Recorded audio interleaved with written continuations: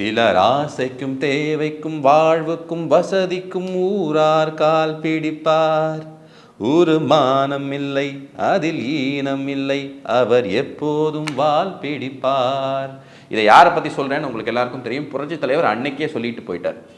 Sir, இந்த எம்பிக்கள்லாம் உதயநிதிக்கு ஜெய் போடுறாங்களே, அதை பற்றி நீங்கள் என்ன நினைக்கிறீங்க அப்படின்னு அண்ணாமலை அவர்களை பார்த்து கேட்கும்போது அவர் சிம்பிளாக ஒரு பதில் சொன்னார். கொத்தடிமைகள் சார், கொத்தடிமைகள், ஸ்லேவ்ஸ்.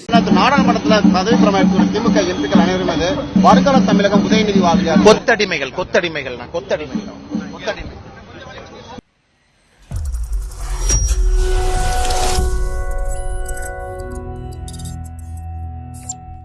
அன்பு தமிழ் நெஞ்சங்களுக்கு வணக்கம். இதெல்லாம் எவ்வளோ பெரிய கேவலம் தெரியுமா? சுயமரியாதை சுயமரியாதை அப்படின்னு உள்ளூருக்குள்ளே பேசிக்கிட்டு ஒரு குடும்பத்துக்கு துதி பாடுறதுக்கு எந்த லெவலுக்கு இறங்கி போயிருக்காங்கன்னு பாருங்களேன். இதெல்லாம் தமிழ்நாட்டுக்கு எவ்வளோ பெரிய அவமானம்.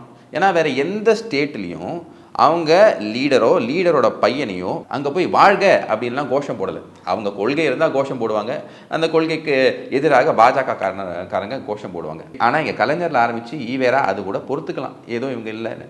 மு.க. ஸ்டாலின் அவர்களோட கோஷம், அவங்க பையனோட கோஷம். நான் சில கோஷங்கள்லாம் காட்டுறேன், அதை பார்த்துட்டு வாங்க. வாழ்க உதயநிதி ஸ்டாலின், வருங்காலம் எங்கள் உதயநிதி. வாழ்க உதயா. வளர்க தமிழ்நாட்டின் இளந்தலைவர் அண்ணன் உதயநிதி ஸ்டாலின் அவர்கள். வருங்கால தமிழகம் உதயநிதி வாழ்க. வாழ்க உதயநிதி. வாழ்க இளந்தலைவர் உதயநிதி ஸ்டாலின். வாழ்க எங்கள் எதிர்காலம் உதயநிதி ஸ்டாலின். வாழ்க எங்களின் எதிர்காலம் சின்னவர். இதுல ஸ்பெஷல் ஐட்டம் ஒன்று இருக்கு, அதுதான் இந்த ஐட்டம். இதை பாருங்க. தயாநிதி மாறன் என்னும் நான் மக்களவையின் ஒரு உறுப்பினராக தேர்ந்தெடுக்கப்பட்டுள்ள நிலையில் சட்டப்பூர்வமாக நிறுவப்பட்டுள்ள இந்திய அரசமைப்பின் மீது உண்மையான நம்பிக்கையும் பற்றுதலும் கொண்டிருப்பேன் என்றும் இந்திய நாட்டின் இறையாண்மையும் ஒருமைப்பாட்டையும் நிலைநிறுத்துவேன் என்றும் நான் மேற்கொள்ள இருக்கும் கடமையை நேர்மையுடன் நிறைவேற்றுவேன் என்றும் உளமாற உறுதி கூறுகிறேன். வாழ்க தமிழ், வாழ்க கலைஞர், வாழ்க பெரியார், வாழ்க அண்ணா, வாழ்க முத்துவேல் கருணாநிதி ஸ்டாலின், வாழ்க உதயநிதி ஸ்டாலின். வேண்டாம் நீட், பேன் நீட். இவரெல்லாம் இவ்வளோ வருஷமாக எம்பியாக இருந்துட்டு அவரோட மூஞ்சில அந்த முகத்தில் அந்த ஒரு இதை பாருங்க, வெறிய பாருங்க. அதாவது எப்படியாவது நம்ம இதுக்கு முன்னாடி கதிரானந்த் பயங்கரமாக துதி பாடிட்டு போயிட்டார், அதை விட பயங்கரமாக நம்ம துதி பாடணும் அப்படின்னு சொல்லிட்டு எல்லாரையுமே கூப்பிட்டு வாழ்க வாழ்க வாழ்க அப்படின்னு சொல்லிட்டு சொல்கிறாரு. அதாவது பதவி ஏற்கும் போது சொல்லக்கூடிய விஷயமா அது. ஏற்கனவே அங்கே இருக்கக்கூடிய புரோட்டம் ஸ்பீக்கர் என்ன சொல்லிட்டாருன்னா, நீங்கள் என்ன தான் ஸ்லோகனியரிங் பண்ணாலும் என்ன தான் சான்ஸ் போட்டாலும் அதெல்லாமே அவை குறிப்புக்குள்ளே போகாது, வெறும் நீங்கள் பதவி ஏற்கிறது மட்டும் தான் இருக்கும் அப்படின்னு சொல்லிட்டாரு. பட் இருந்தாலும் இவர் பேசக்கூடிய தமிழ் அதுதான் இங்கே ஹைலைட்டு. நாங்கள் தான் தமிழை காப்பாற்றணும், நீங்கள் முதல்ல தமிழை பேசாமல் இருந்தாலே அது நல்லா இருக்கும். என்ன தமிழ் பேசியிருக்கீங்க நீங்கள்? இவர் தமிழ் பேசுறது கொஞ்சம் பாருங்களேன். அதாவது இத்தனை ஒரு சின்ன ஒரு பேராகிராஃப், அதை நீங்கள் ஒரு 2 தடவை ரிஹர்ஸ் பண்ணால் 3ஆவது தடவை தானே ஆட்டோமேட்டிக்காக வந்துடும். அதை கூட ஒழுங்காக உச்சரிக்க தெரியாமல், அதை கூட ஒழுங்காக சொல்ல தெரியாமல் இவரையெல்லாம் எம்பியாக செலக்ட் பண்ணி அனுப்பிச்சது தமிழகத்துக்கு எவ்வளோ பெரிய கேவலம் தெரியுமா? தயாநிதி மாறன் என்னும் நான் மக்களவையின் ஒரு உறுப்பினராக தேர்ந்தெடுக்கப்பட்டுள்ள நிலையில் சட்டப்பூர்வமாக நிறுவப்பட்டுள்ள இந்திய அரசமைப்பின் மீது உண்மையான நம்பிக்கையும் பற்றுதலும் கொண்டிருப்பேன் என்றும். இதில் ஒரே ஒரு விஷயம் என்ன எல்லாருக்கும் ரொம்ப வருத்தம் அப்படின்னு பார்த்தீங்கன்னா, சார் இதை தொட்டு நக்க மறந்துட்டீங்க அப்படின்னு சொல்கிற மாதிரி இன்ப ரீதியை மறந்துட்டீங்க, அதையும் சொல்லி வச்சுருந்தா ரொம்ப சிறப்பாக இருக்கும். கூடவே இந்த சிவாஜி கிருஷ்ணமூர்த்தி வெற்றி கொண்டான் இவர்களோட அந்த ஆற்றல் மிகு பேச்சினால தான் இன்றைக்கி திமுக ஆட்சிக்கு வந்ததுன்னு சொன்னீங்கன்னா எல்லாமே ஒரு கம்ப்ளீஷனுக்கு வந்திருக்கும். அவ்வளோ பெரிய அசிங்கம். இப்போ இந்தியா ஃபுல்லாக அதை வச்சு பயங்கரமாக கலாய்க்க ஆரம்பிச்சிட்டாங்க. எந்த அளவுக்கு சொல்ல ஆரம்பிச்சாங்கன்னா, இவங்கெல்லாம் என்னையா சுயமரியாதையை பற்றி பேசுறது? உதயநிதி ஸ்டாலின் அவர்கள் நேற்று கட்சிக்கு வந்தவர், இப்போ மினிஸ்டராக இருக்கார். எல்லா சீனியர் லீடர்ஸும் அதுக்கு துதி பாடிக்கிட்டு இருக்கீங்களே. அதுவும் பார்த்தீங்க அப்படின்னா தயாநிதி மாறன் அவர்களோட கம்பல்ஷன் பாருங்கள், எந்த அளவுக்கு அவர் கம்பல் பண்ணப்பட்டிருக்காருன்னா, இப்படி பண்ணாதான் நமக்கு அரசியலில் நீடிக்க முடியும் அப்படிங்கிற கம்பல்ஷன் இருக்கிறனால தான் இவருக்கு எல்லாத்தையும் போய் துதி பாடிக்கிட்டு இருக்கார். நான் உதயநிதி ஸ்டாலின் அவர்களை குறைச்சி மதிப்பிடுறேன் அப்படிலாம் நினச்சிக்காதீங்க. பட் சீனியாரிட்டின்னு ஒன்று இருக்குது. அந்த சீனியாரிட்டியில் நீங்கள் உங்கள் தலைவருக்கு கீழே வேலை செய்யலாம், தப்பே இல்லை. தலைமை என்ன சொல்லுது, ஹைரார்கி என்ன சொல்லுதுங்கிறது முக்கியம். ஆனால் அங்கே போய் துதி பாடுறதெல்லாம் ஒரு வேலையாக வச்சுருக்கிறது எவ்வளோ பெரிய கேவலம் தெரியுமா? நீங்கள்லாம் சுயமரியாதையை பற்றி பேசுகிறதுக்கு எந்த விதமான தகுதியும் இல்லாத ஆட்கள் நீங்கள். ஸோ ஏதோ இன்ப நிதியை விட்டு வச்சுருக்காங்க, அடுத்த எலெக்ஷனில் அதையும் பண்ணி விடுவாங்க அப்படிங்கிறது தான் நம்மளோட ஒரு கருத்தாக இருக்குது. இது தமிழ்நாட்டுக்கு அசிங்கம். இதில் 40க்கும் 40 நமக்கு வந்து நாசமாக போச்சு அப்படின்னு தான் சொல்லணும். இதில் ஒரு 2 ஆட்கள் மட்டும் இந்த துதி பாடலை, உதாரணத்துக்கு நம்ம ராசா அவர்கள், கனிமொழி அவர்கள், இவங்க 2 பேருமே வந்து இந்த துதி பாடலை. அதுக்கு பின்னாடி இருக்கக்கூடிய பாலிடிக்ஸ் என்ன அப்படின்னு நான் சொல்ல விரும்பல, அது நீங்களே புரிஞ்சுக்கோங்க. அதே மாதிரி டிஆர் பாலு கொஞ்சம் தப்பிச்சிட்டாரு, அவருமே வந்து இந்த மாதிரி துதி பாடலை வராங்க, அவங்களோட அந்த பதவி பிரமாணத்துக்கு என்ன தேவையோ அந்த உறுதிமொழியை மட்டும் எடுத்துகிட்டு போகிறாங்க. மக்களவையில் தேர்ந்தெடுக்கப்பட்ட உறுப்பினராக ஆண்டிமுத்து ராஜா என்னும் நான் சட்டப்பூர்வமாக நிறுவப்பட்டுள்ள இந்திய அரசு அமைப்பின்பால் உண்மையான நம்பிக்கையையும் பற்றுறுதியையும் கொண்டிருப்பேன் என்றும் இந்திய நாட்டின் இறையாண்மையையும் ஒருமைப்பாட்டையும் நிலைநிறுத்துவேன் என்றும் நான் மேற்கொள்ள இருக்கும் கடமையை நேர்மையுடன் நிறைவேற்றுவேன் என்றும் உளமாற உறுதி கூறுகிறேன். நான் மேற்கொள்ள இருக்கும் கடமையை நேர்மையுடன் நிறைவேற்றுவேன் என்றும் உளமாற உறுதி கூறுகிறேன். நேர்மையுடன் நிறைவேற்றேன் என்றும் உளமாற உறுதி கூறுகிறேன். வணக்கம். ஸோ தமிழகத்தை இந்த லெவலில், நேஷனல் லெவலில் ஒரு காமெடியாக கொண்டு போய் விட்டது இந்த திமுக பண்ணியிருக்கக்கூடிய வேலை. அடுத்தது பாருங்கள் என்ன இருக்குது அப்படின்னு பார்த்தீங்கன்னா, இது உதயநிதி அவர்களுக்கு ஒரு பெரிய ஒரு அச்சீவ்மெண்ட்லாம் தயவுசெய்து நினச்சிக்காதீங்க. இதெல்லாம் அவரோட அரசியல் வாழ்க்கையில் ஒரு ஒரு ஒரு பின்னடைவு தான். தன்னோட கட்சியை இந்த லெவலுக்கு கொண்டு வந்து விட்டுட்டாரு. நாளைக்கு இவரோட ஃபஸ்ட்டு தோல்வி எப்போ ஆரம்பிக்குமோ, அவரோட சரிவு எப்போ ஆரம்பிக்குமோ, இந்த விஷயங்கள் எல்லாத்தையும் போட்டு காட்டுவாங்க. கொஞ்சம் நஞ்சம் ஆட்டமாட ஆடினீங்க, என்ன உதயநிதி வாழ்க, அந்த பேச்செல்லாம் பேசுனீங்களே அப்படின்னு அன்றைக்கி போட்டு காட்டுவாங்க. ஸோ இது அவருக்கு ஒரு பெரிய பின்னடைவாக இருக்க போகுது. இது மட்டும் தான் பின்னடைவாக இருக்கா அப்படின்னு பார்த்தீங்கன்னா கிடையாது. இப்போ என்ன இருக்குன்னா, பெங்களூருக்கு போயிருக்காங்க அவங்க. ஏற்கனவே இந்த சனாதன தர்மத்தை பற்றி நான் பேசுவேன், என்னை யாராலும் எதுவும் பண்ண முடியாது, ஆச்சா பூச்சா அப்படின்னு ஒரு ஸ்டேட்மெண்ட்லாம் விட்டுருந்தார் பார்த்தீங்களா. சனாதன தர்மத்தை இழிவாக பேசி இந்துக்களோட மனதை புண்படுத்திய இந்த உதயநிதி ஸ்டாலின் அவர்கள் அன்னைக்கு சொன்ன விஷயம் என்ன, இன்னைக்கு அவர் பண்ணியிருக்கூடிய விஷயம் என்னன்னு கொஞ்சம் பாருங்கள். அன்னைக்கு அவர் என்ன இந்த விஷயம் இதெல்லாம் பாப்பப் ஆகி நேஷனல் லெவலில் எல்லாருமே கழுவி ஊற்றிக்கிட்டு இருக்கும்போது அவர் சொல்லக்கூடிய விஷயம் அன்னைக்கு என்னவா இருந்துச்சுன்னா, ஆங்கிலத்தில் ஒரு tweet, bring it on, I am ready to face any legal challenge, we will not be cowed down by such usual saffron threats. We, the followers of Periyar, Anna, Kalaignar, would fight forever to uphold social justice and establish an egalitarian society under the able guidance of our Honorable M.K. Stalin, CM. I will say it today, tomorrow and forever. Our resolve to stop Sanatana Dharma from the Dravidian land would not reduce even a bit.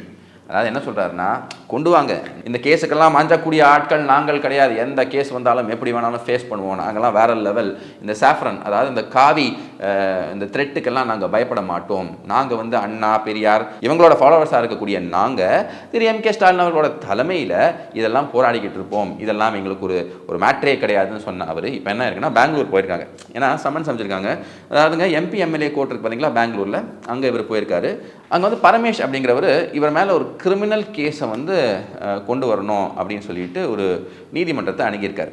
காரணம் என்னென்னா, இந்த சனாதன ஒழிப்பு மாநாடு அப்படின்னு சொல்லிட்டு ஒன்று நடத்தினாங்கல்ல, அதனால் இவர், அதுக்கப்புறம் வெங்கடேஷ், ஆதவன், அப்புறம் ராமலிங்கம் அப்படிங்கிற 4 பேர், இவங்க எல்லாருமே சேர்ந்து தான் ஆர்கனைஸ் பண்ணாங்க. அதில் இவர் போய் பேசினார். இவர் மேலே கிரிமினல் ப்ரொசீடிங்ஸ் வந்து இனிஷியேட் பண்ணணும் அப்படின்னு சொல்லிட்டு பெங்களூர் கோர்ட்டில் போய் இவர் சொல்கிறார். அப்படி சொல்லும்போது அங்கே இருக்கக்கூடிய நீதிபதி திரு சிவகுமார் அவர்கள் சமன்ஸ் அனுப்புகிறாங்க. ஜூன் 3ஆம் தேதி இந்த சமன்ஸ் இவருக்கு அனுப்புகிறாங்க. அப்போ இந்த பர்டிகுலர் டேட்டில் வந்து ஆஜராகுங்க அப்படின்னு சொல்லும்போது இவரும் போய் ஆஜராகிறார்.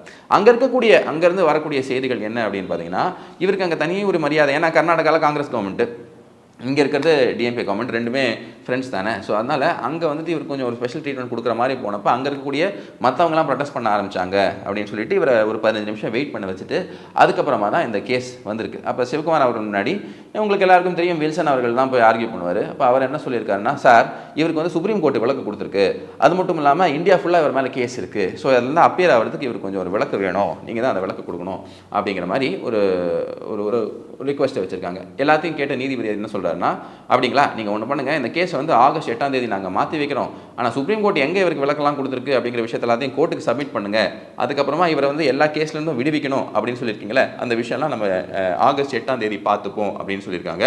ஆனால் உங்களுக்கு பெயில் வேணும்னா நீங்கள் வந்து இந்த நிபந்தனை, இவர் வந்து ஒரு 1 lakh rupees நீங்கள் கட்டிட்டு அதுக்கப்புறமா பெயில் வாங்கிட்டு போங்க, அன்கண்டிஷனல் பெயில் கிடையாது, இங்கே 1 லட்ச ரூபா கொடுத்துட்டு பெயிலை வாங்கிட்டு போங்க அப்படின்னு சொல்லியிருக்காங்க. அப்போ 1 லட்ச ரூபா கட்டு வந்திருக்காரு.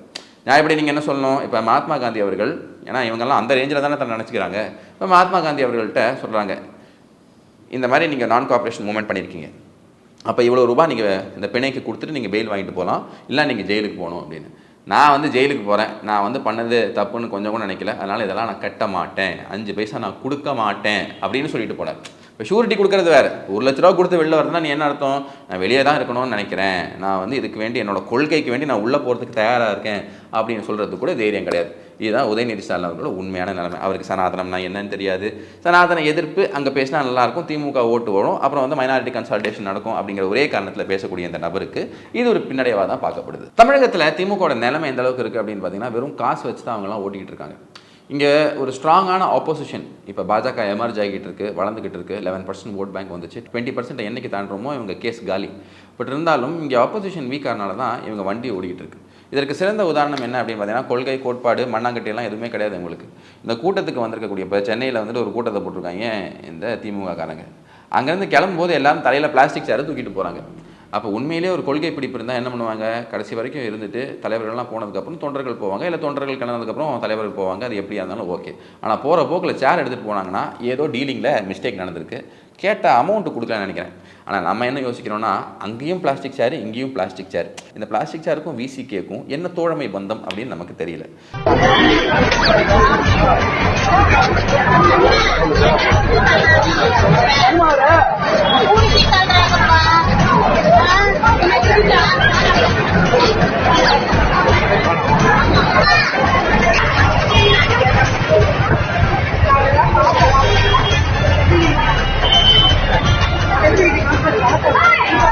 பட் இவங்களோட ஆட்களுக்கு இப்போ மெல்ல மெல்ல நீதிமன்றத்தில் ரொம்ப பிரச்சனையாகிட்டு இருக்கு. அதில் பெரிய பிரச்சனையாக என்றைக்குமே தொடரக்கூடாது யாருக்கு அப்படின்னு பார்த்தீங்கன்னா, நம்ம செந்தில் பாலாஜி அண்ணனுக்கு 41வது முறையாக அவரோட நீதிமன்ற காவல் வந்து நீட்டிக்கப்பட்டிருக்கு. ஸோ இது வந்து ஒரு பெரிய ரெக்கார்டு அவர் செட் பண்ணுவார். எங்கள் அரசியலில் பெரிய ரெக்கார்ட் செட் பண்ணலான்னு வந்தவரை ஜெயிலில் ரெக்கார்ட் செட் பண்ண அனுப்பிச்சிருக்காரு, பாச்சு பில்லா கேட்டேன் அப்படின்னு சொல்லிட்டு பல பேர் வந்து திமுகக்குள்ளேயே கொந்தளிச்சிட்டு இருக்காங்க. பல பேர் பரிதாபப்படுறாங்க. பரிதாபப்படக்கூடிய ஒரு நபர்லாம் அவர் கிடையாது, அவர் பண்ணியிருக்கக்கூடிய வேலைகள் அந்த மாதிரி. அப்புறம் அங்கேருந்து அப்படியே அதிமுக சைடு போனோம் அப்படின்னு பார்த்தீங்கன்னா, எம்ஆர் விஜயபாஸ்கர் அவர்கள் இருக்கார் பார்த்தீங்களா. யார் எம்ஆர் விஜயபாஸ்கர் அவர்கள்? அவர் கரூரை சார்ந்த அதிமுகவோட மாவட்ட தலைவர். அது மட்டும் இல்லை, முன்னாள் டிரான்ஸ்போர்ட் மினிஸ்டர் திரு எம்ஆர் விஜயபாஸ்கர் அவர்கள். இவரை எதிர்த்து தான் போட்டி போட்டு கரூரில் செந்தில் பாலாஜி அவர்கள் ஜெயிக்கிறார். இப்போ செந்தில் பாலாஜி அவர்கள் சிறைக்குள்ளே இருக்கார் அப்படின்னா, எம்ஆர் விஜயபாஸ்கர் இருக்கார் பார்த்தீங்களா, முன்னாள் அமைச்சர், அவருக்குமே வந்து ஒரு பெரிய பிரச்சனை வந்திருக்கு. என்ன அப்படின்னு பார்த்தீங்கன்னா, 100 கோடி அளவில் பினாமி சொத்து இருக்குது பார்த்தீங்களா. அந்த பினாமி சொத்தை வந்து இவர் வந்து வேற ஒருத்தர் பேரில் வச்சு அதுக்கப்புறமா அவரை கம்பல் பண்ணி அந்த சொத்தை இவர் மேலே ரெஜிஸ்டர் பண்ண ட்ரை பண்ணதாக ஒரு குற்றச்சாட்டு. இதுக்கு வந்து ஒரு முன்ஜாமீன் வேணும் அப்படின்னு சொல்லிட்டு நீதிமன்றம் அனுப்பியிருக்காங்க. நீதிமன்றம் அதுக்கு பர்மிஷன் கொடுக்கல. ஸோ சிபிசிஐடி இவரை வந்து அரெஸ்ட் பண்ணுறதுக்கு உண்டான வேலைகளை பார்த்துருக்காங்க. இவர் வந்து தலைமறைவாக இருக்காரு அப்படின்னு சொல்லிட்டு செய்திகள்லாம் வெளியே வருது. பாருங்க, கரூரில் என்ன நடக்குதுன்னா, ஆளுங்கட்சியும் அங்கே காலி, எதிர்கட்சியும் அங்கே காலி. அப்போ பிஜேபி மட்டும் தான் அங்கே நின்று விளையாடுது அப்படிங்கிறத நாம் புரிஞ்சுக்கலாம். ஸோ இவர் வந்து இப்போ தலைமறைவாக இருக்காரா, என்ன இருக்காரு, இவரை வந்துட்டு சிபிசிஐடி பிடிக்குமா? இவர் பிடிச்சா இவர் தான் ஃபஸ்ட்டு விஜயபாஸ்கர். ஏன்னா விஜயபாஸ்கர் அவர்கள் மேலேயும் ஒரு குற்றச்சாட்டு இருந்தது, எம்ஆர் விஜயபாஸ்கர் அவர்கள் மேலே இந்த குற்றச்சாட்டு. அப்போ அதிமுக கேம்ப்ல இருந்தே ஃபஸ்ட்டு திமுக ஆக்ஷன் எடுக்கக்கூடிய முதல் ஒரு முன்னாள் மாஜி மினிஸ்டர் இவராக இருப்பாரா அப்படிங்கிற கேள்வி எல்லாம் இப்போ இங்கே எழுந்துகிட்டு இருக்கு. அப்படியே அங்கேருந்து இந்த கள்ளக்குறிச்சி இஷ்யூக்கு வரும். கள்ளக்குறிச்சியில் வந்துட்டு இன்சிடென்ட்டு எவ்வளோ மோசம்னா, நாளுக்கு நாள் இந்த எண்ணிக்கை அதிகரிச்சுட்டே தான் இருக்குது. அப்போ நேஷனல் ஹியூமன் ரைட்ஸ் கமிஷன் என்ன பண்ணியிருக்காங்கன்னா, எங்களுக்கு ஒரு ப்ராப்பர் ரிப்போர்ட் இதை பற்றி கொடுங்க அப்படின்னு சொல்லிட்டு தேசிய மனித உரிமை ஆணையம் கேட்டிருக்கு. நான் என்ன சொல்ல வரேன் அப்படின்னு பார்த்தீங்கன்னா, ஹியூமன் ரைட்ஸ் கமிஷன் ஒரு பக்கம், இன்னொரு பக்கம் என்ன அப்படின்னு பார்த்தீங்கன்னா, மறைந்தவர்களில் மெஜாரிட்டியான ஆட்கள் இந்த எஸ்சி சமுதாயத்தை சேர்ந்த பெருமக்கள், அதே மாதிரி பழங்குடியினர்கள், இவங்க 2 பேருமே இந்த இடத்துல நிறைய பேர் இறந்து போயிருக்காங்க. So national commission for SC/ST அது வந்து ஒரு கான்ஸ்டியூஷனல் பாடி, அதுவும் இதில் காக்னிசன்ஸ் எடுத்து இதில் என்ன நடந்திருக்கு, ஏன் இந்த மக்கள் மட்டும் இதில் பாதிக்கப்பட்டிருக்காங்க, அப்போ இங்கே என்ன சமூக நீதி இருக்குது, என்ன சமூக நீதி 60 வருஷமாக நீ கிழிச்சு இந்த ஊரில் வந்து கொண்டு வந்து வச்சுருக்கேன் அப்படிங்கிற அந்த கேள்விகளையும் அதற்குண்டான ஆக்ஷனையும் வந்து ஒரு கான்ஸ்டியூஷனல் பாடி எடுத்தால் இன்னும் சிறப்பாக இருக்கும் அப்படிங்கிறது நம்மளோட பரிந்துரை. பட் நேஷனல் லெவலில் என்ன நடந்திருக்கு அப்படின்னா, தேசிய மகளிர் ஆணையம் இதுக்குள்ளே வந்திருக்கு. ஏன்னா பெண்கள் இதில் இறந்து போயிருக்காங்க, அது மட்டும் இல்லாமல் திருநங்கையும் இதில் இறந்து போயிருக்காங்க. ஸோ ஒரு 3 பேர் கொண்ட குழு ஒன்று போட்டு அதுக்கு தலைமையாக யாரை போட்டிருக்காங்கன்னா, நம்ம அக்கா குஷ்பு அவர்களை போட்டிருக்காங்க. ஸோ அவங்க வந்து டெல்லியிலேருந்து டைரெக்டாக இன்றைக்கி காலையில் கள்ளக்குறிச்சிக்கு போயிருக்காங்க. கள்ளக்குறிச்சியில் அங்கே போய் போலீஸில் இருந்தும் சரி, அங்கே பாதிக்கப்பட்ட குடும்பங்களும் சரி, மற்றவங்க எல்லாரையுமே டைரெக்டாக மீட் பண்ணி என்னெல்லாம் பண்ணலாம், ஏன் இந்த அவல நிலை இருக்குது, யார் மேலே ஆக்ஷன் எடுக்கணும், யார் தப்பு அப்படிங்கிறதெல்லாம் இப்போ நேஷனல் கமிஷன் ஃபார் உமனும் இறங்கியிருக்காங்க. இது இருக்கும்போது அதிமுக தரப்புலையும் ஒரு விஷயம் என்ன பண்ணியிருக்காங்கன்னா, அதிமுக அங்கே இருக்கக்கூடிய எம்எல்ஏ, அவர் பேர் செந்தில்குமார், இந்த சம்பவம் நடந்து உடனே கலெக்டர் சொல்கிறார் பார்த்தீங்களா, இது வந்து கள்ளச்சாராய எடுத்து கிடையாதுங்க அப்படின்னு சொன்ன அந்த கலெக்டர் தான் எங்கே இருக்காருன்னு தெரியல, ஏதோ பணியிடை மாற்றம்னு சொன்னாங்க. பட் அது ஒரு பக்கம் இருந்தாலும் அவர் இந்த மாதிரி அறிக்கை கொடுத்த உடனே இந்த செந்தில்குமார் அவர்கள் என்ன சொன்னார்னா, நோங்க இது தப்பு, இந்த மாதிரி கிடையாது, விஷயம் என்னென்னா இந்த மாதிரி கள்ளச்சாராயம் குடிச்சு தான் இறந்துருக்காங்க அப்படின்னு அவர் சொன்னார். ஸோ இவர் வந்து அப்பாவுக்கிட்டே இதை போய் சீரியஸாக ஆக்ஷன் எடுக்கணும், இதை பற்றி ஒரு கவன ஈர்ப்பு தீர்மானம், அதாவது பிரிங்கிங் அட்டென்ஷன் மோஷன் அப்படின்னு சொல்லுவாங்க, அந்த அட்டென்ஷன் மோஷனை கொண்டு வரணும் அப்படின்னு சொல்லிட்டு சொன்னாங்க. ஆனால் இவங்கெல்லாம் பண்ணலை. ஸோ அதனால் வந்து இந்த விஷயம் பெருசாச்சு. இப்போ என்னென்னா, அந்த சாவுக்கு வந்த பல பேருக்கும் இது கள்ளச்சாய டெத்து தான் அப்படின்னு சொன்னால் அவங்களும் குடிக்காமல் இருந்திருப்பாங்க. இதனால் அதுவும் பாதிக்கப்படுறதுக்கு சான்சஸ் இருக்கா இல்லையா? இந்த மாதிரி பிரச்சனை இருக்குது, அதனால் கொஞ்சம் சேஃபாக இருக்குன்னு சொன்னால் மற்றவங்களும் குடிக்காமல் இருப்பாங்களா இல்லையா? ஆனால் அதெல்லாத்தையும் பண்ணாத இந்த அரசாங்கத்தோட பேரை காப்பாற்றுறதுக்கு வேண்டி ஒரு மாவட்ட செயலாளர் போல செயல்பட்டார் அந்த கலெக்டர். அதையும் கண்டித்து இந்த செந்தில்குமார் அவர்கள் சொல்லியிருக்காரு. இதெல்லாம் ரொம்பவே முக்கியமான விஷயங்கள். அப்படியே தேசிய அளவில் நடக்கக்கூடிய விஷயங்களை பார்ப்போம். நேற்று உங்களுக்கு எல்லாருக்கும் தெரியும், 50 வருஷம் ஆச்சு இந்த எமர்ஜென்சி. 1975 இந்த எமர்ஜென்சி கொண்டு வந்தாங்க பார்த்தீங்களா, இந்திரா காந்தி அவர்கள். இன்றைக்கி திரு ராகுல் காந்தி பதவி இருக்கும் போதும் சரி, இந்த திமுகவில் ஒரு லேடி எம்பி பதவி இருக்கும் சரி, எல்லாருமே வந்து இந்த கான்ஸ்டியூஷனை தூக்கி காட்டுறாங்க. அதை பற்றி பேசுகிறதுக்கு கொஞ்சம் கூட தகுதியே இல்லாத கட்சி யாருன்னு பார்த்தீங்கன்னா காங்கிரஸ் தான். ஏன்னா கான்ஸ்டியூஷனல் வேல்யூஸை இருட்டடிக்க வச்சு இந்த எமர்ஜென்சியை கொண்டு வந்தவங்க இவங்க. அது மட்டும் இல்லாமல் 2 முக்கியமான விஷயத்தை நான் உங்களுக்கு சொல்கிறேன். எப்படி இவங்க இந்த 39வது சட்ட திருத்த மசோதா, அதாவது 39th கான்ஸ்டியூஷனல் அமெண்ட்மெண்ட்னு சொல்லுவாங்க, அதை எப்படி இவங்க கொண்டு வந்தாங்க அப்படின்னு பார்த்தீங்கன்னா, சில பேரோட இந்த எலெக்ஷன், அதாவது president election, prime minister election, இது எல்லாத்துமே நீங்கள் கேள்வி கேட்க முடியாது, சுப்ரீம் கோர்ட் கேள்வி கேட்க முடியாது, எந்த கோர்ட்டும் கேள்வி கேட்க முடியாது அப்படின்னு சொல்லிட்டு 39th அமெண்ட்மெண்ட்டை கொண்டு வராங்க இந்திரா காந்தி. காரணம் என்ன? அவங்களோட எலெக்ஷனுக்கு அகெயின்ஸ்டாக என்ன ஆகுது அப்படின்னா சுப்ரீம் கோர்ட்டுக்கு போகுது. ஸோ ஏற்கனவே நாங்கள் ஒரு பில்லை பாஸ் பண்ணிட்டோம் அப்படின்னு அட்டார்னி ஜெனரல் கொண்டு வந்து சொல்லலாம். அதுக்கு வேண்டி இந்த மாதிரி அரசியலமைப்பு சட்டத்துக்கு எதிராக செயல்பட்ட நபர்கள் இவங்க. அது மட்டும் இல்லாமல் 42nd amendment act, sovereign democratic republic அப்படின்னு இருந்த நம்ம பிரியாம்பிளில் சோஷியலிஸ்ட் அண்ட் செக்யூலர் அப்படிங்கிற வார்த்தையை சேர்த்தது இவங்க தான். யார்? இந்த Indira Gandhi government 42nd amendment ஆக்டில். அது மட்டும் இல்லாமல் நீதிபதிகள், டாப் நீதிபதிகள், அவங்க எல்லாத்தையுமே வந்து செயல்பட விடாமல், அதாவது அப்பாயின்மெண்ட் எப்படி நடக்கும்னா சீனியர் மோஸ்ட் ஜட்ஜஸில் நடக்கும். இவங்க என்ன பண்ணுவாங்கன்னா சீனியாரிட்டி எல்லாத்தையும் பைபாஸ் பண்ணி கொண்டு போய் வச்சாங்க. அந்த மாதிரி விஷயங்கள் எல்லாத்தையும் பண்ண இந்த இந்திரா காங்கிரஸ்க்கு எந்த அதிகாரமும் கிடையாது. அவங்க பேர் தானே ராகுல் காந்தி அவர்கள். அப்போ டார்க் டேஸ் ஆஃப் எமர்ஜென்சி அப்படிங்கிற ஹேஷ்டேக் நேற்று ட்ரெண்ட் ஆக ஆரம்பிச்சது. எத்தனை பத்திரிகையாளர்கள் வந்தோடனே தூக்கி உள்ளே போட்டாங்க. எமர்ஜென்சி வந்தோடனே எல்லாரையும் டக்குன்னு தூக்கி உள்ளே போட்டாங்க. இவங்க இந்த பண்ண இந்த விஷயத்தினால தான் 44வது சட்ட திருத்த மசோதா, அதாவது 1977 ஜேபி வராரு. அப்போ என்ன பண்ணுறாங்க அப்படின்னா, இந்த மாதிரி எமர்ஜென்சி கொண்டு வரணும்னா கேபினெட்டோட அப்ரூவல் இல்லாமல் நீங்கள் பண்ண முடியாது அப்படின்னு சொல்லிட்டு கேபினெட்டையும் கலந்து ஆலோசித்து தான் பண்ணணும் அப்படின்னு கொண்டு வராங்க. ஸோ இந்த 42nd அமெண்ட்மெண்ட் ஆக்ட் பண்ண தவறுகள் எல்லாம் திருத்தறதுக்கு 44th அமெண்ட்மெண்ட் ஆக்ட் கொண்டு வர ஒரு சூழ்நிலைக்கு அப்போ நம்ம தள்ளப்பட்டிருக்கோம். ஸோ இதெல்லாம் இந்த அரசியலமைப்பு சட்டத்து மேலே இருக்கக்கூடிய கம்ப்ளீட் மதிப்பையும் இல்லாமல் கான்ஸ்டியூஷனல் வேல்யூஸ்க்கு அகெயின்ஸ்டாக செயல்பட்ட இவங்க இதை பற்றி பேசலாமா அப்படின்னு நரேந்திர மோடி அவர்கள் ஒரு கேள்வி எழுப்பியிருக்காரு. அது மட்டும் கிடையாது, ப்ரெஸ்ஸையெல்லாம் வந்து வச்சு கிழிச்சிட்டாங்க. இவங்க சொல்கிறதா நியூஸ், அதை தாண்டி எதுவுமே நியூஸ் போடக்கூடாது அப்படிங்கிற அளவுக்கு ப்ரெஸ்ஸை வந்து கேக் பண்ணிட்டாங்க. எல்லா எம்பிஸும், ஆப்போசிஷனில் இருக்கக்கூடிய எல்லா எம்பிஸையும் தூக்கி உடனே ஜெயில் பண்ணிட்டாங்க. அடல் பிஹாரி வாஜ்பாய் அவர்களாக இருக்கட்டும், நரேந்திர மோடி அவர்கள் அந்த காலகட்டத்தில் எப்படியெல்லாம் வேஷம் போட்டு அங்கேருந்து வெளியே வந்தாருன்னு பாருங்கள். அதே மாதிரி சுப்பிரமணியன் சுவாமி அவர்களும் அவரோட கதைகளை சொல்லியிருப்பாங்க. ஸோ அந்த காலகட்டத்தில் வாழ்ந்த எல்லாருக்கும் தெரியும் டார்க் டேஸ் ஆஃப் எமர்ஜென்சினா என்ன. நீங்கள்லாம் இந்த கையில் இந்த கான்ஸ்டியூஷன் புக்கை எடுத்து சுற்றுறதுக்கு என்ன ஒரு தகுதி இருக்குது? இளைய பாரதம் சொந்தங்களுக்கு வணக்கம். இளைய பாரதத்தில் புது முயற்சிகள், விரிவாக்கம் எல்லாம் நீங்கள் பார்த்துக்கிட்டு இருப்பீங்க. எங்களோட வளர்ச்சிக்கு நீங்கள் உதவணும்னு நினச்சிங்கன்னா கீழே இருக்கக்கூடிய இந்த அக்கௌண்ட் நம்பருக்கு உங்களுக்கு தோன்ற அமௌண்ட்டை கான்ட்ரிபியூட் பண்ணலாம். உங்களோட ஆதரவுக்கு என்றும் நன்றி. ஜெய்ஹிந்த். 17 என்ன சொல்ல விரும்புகிறோம் அப்படின்னு பார்த்தீங்கன்னா, இந்த உதயநிதி ஸ்டாலின் அவர்களுக்கு துதி பாடுறது நல்லது தான். எதுக்கு? தமிழ்நாட்டுக்கு நல்லது. ஏன்னா மக்கள் இப்போ புரிஞ்சுப்பாங்க. அடுத்த தடவை தோல்வி நேரத்தில் இவங்க எப்போ தோல்வி அடைகிறாங்களோ இது எல்லாத்தையும் போட்டு வேறு லெவல் ட்ரால் மெட்டீரியலாக மாற்ற போகிறாங்க. ஏற்கனவே ட்ரால் மெட்டீரியலாக மாற்றிட்டார்.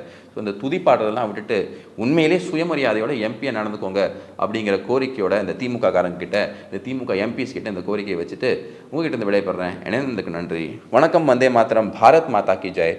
வாழ்க நம் பாரதம். ஜெய் ஸ்ரீராம். ஜெய்ஹிந்த்.